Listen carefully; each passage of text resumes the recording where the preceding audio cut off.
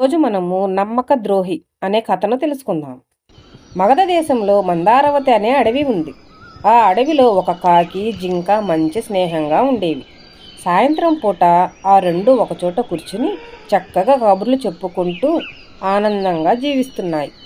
ఒకరోజు జింక ఏపుగా పెరిగిన పచ్చగడ్డిని మేస్తుండగా ఒక గుంటనక్క జింకను చూసింది.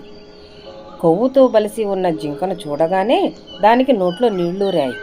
ఆహా! ఈ జింక కొవ్వుతో బాగా బలిసి ఉంది. దీని మాంసం బాగా రుచిగా ఉంటుంది.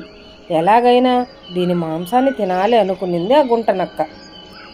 జింక మాంసం తినడానికి ఒక ఉపాయం ఆలోచించింది ఆ గుంటనక్క. ఆనందంగా పచ్చిగడ్డి మేస్తున్న జింకకు కొద్ది దూరంలో నిల్చుని మిత్రమా అంటూ పిలిచింది. జింక ఆ గుంటనక్క వైపు చూసి ఎవరు నువ్వు అంటూ కోపంగా అడిగింది. నా పేరు సుబుద్ధి.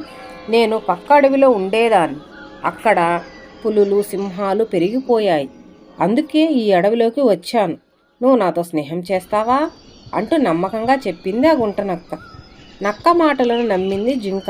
తనతో పాటు నక్కను కూడా తీసుకుని వచ్చి కాకికి నక్క గురించి చెప్పింది.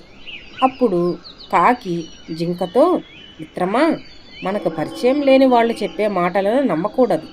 అలాంటి వాళ్లను నమ్మడం వల్ల మొదటికే మోసం రాగలదు అంటూ జింకను హెచ్చరించింది. కాకి హెచ్చరిక విన్న జింక, మిత్రమా, నీవు నేను ఒకరికొకరం తెలియదు, కానీ మనమిద్దరం స్నేహితులమయ్యాం కదా. ఎవరితో అయినా స్నేహం చేస్తేనే కదా వాళ్ళు మంచివాళ్ళో చెడ్డవాళ్ళో తెలిసేది.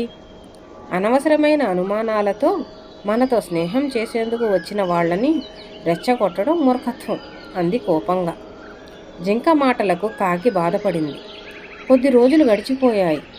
నక్క రాకతో జింక అంతకు ముందులా కాకితో కాక ఎక్కువ సమయం నక్కతో గడపసాగింది. కాకి మాత్రం జింకకు నక్క వల్ల ఏ ఆపద వస్తుందో అని ఓ కంట గమనించసాగింది.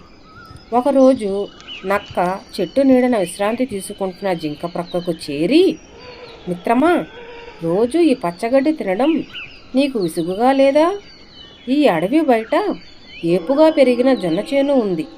నీకు తోడుగా నేను వస్తాను. నువ్వు కడుపు నిండా తిందువు గాని రా అని చెప్పింది.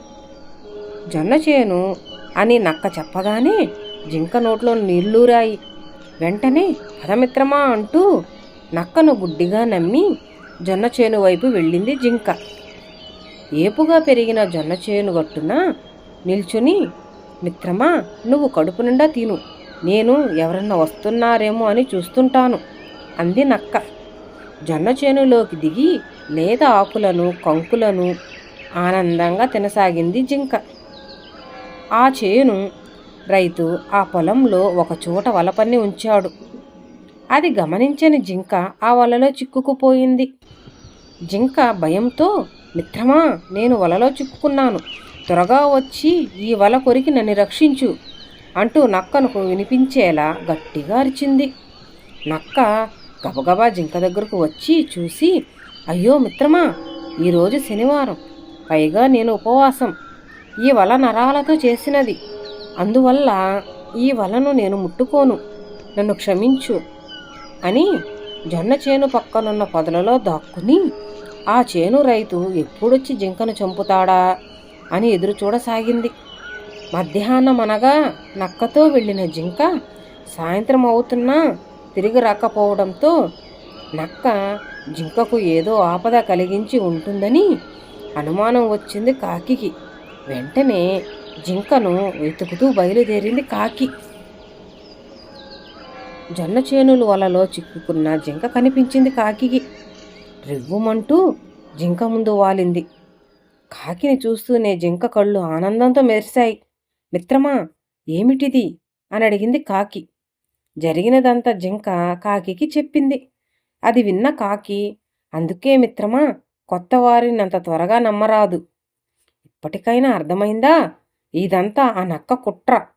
రైతు వచ్చి నిన్ను చంపేస్తే ఆ నక్క చక్కగా నీ మాంసం తినవచ్చునని నిన్ను మోసం చేసింది. అవునా మిత్రమా, నీ మాట నిజం అంది జింక. దూరంగా భుజం మీద కర్రతో రైతు వస్తూ కనిపించాడు. అది చూసిన కాకి జింకని రక్షించటానికి ఒక ఉపాయం ఆలోచించింది. మిత్రమా, నువ్వు చనిపోయినట్లు నటించు. నేను నీ కంటిని పొడుస్తున్నట్లు నటిస్తాను. అప్పుడు ఆ రైతు వచ్చి నువ్వు చచ్చిపోయావనుకొని వలను తప్పిస్తాడు.